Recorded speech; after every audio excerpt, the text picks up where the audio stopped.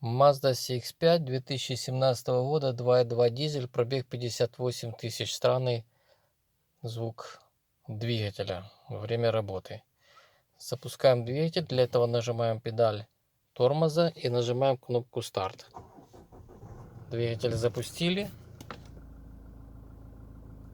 Ушли все практически предупреждения. И идем слушать двигатель.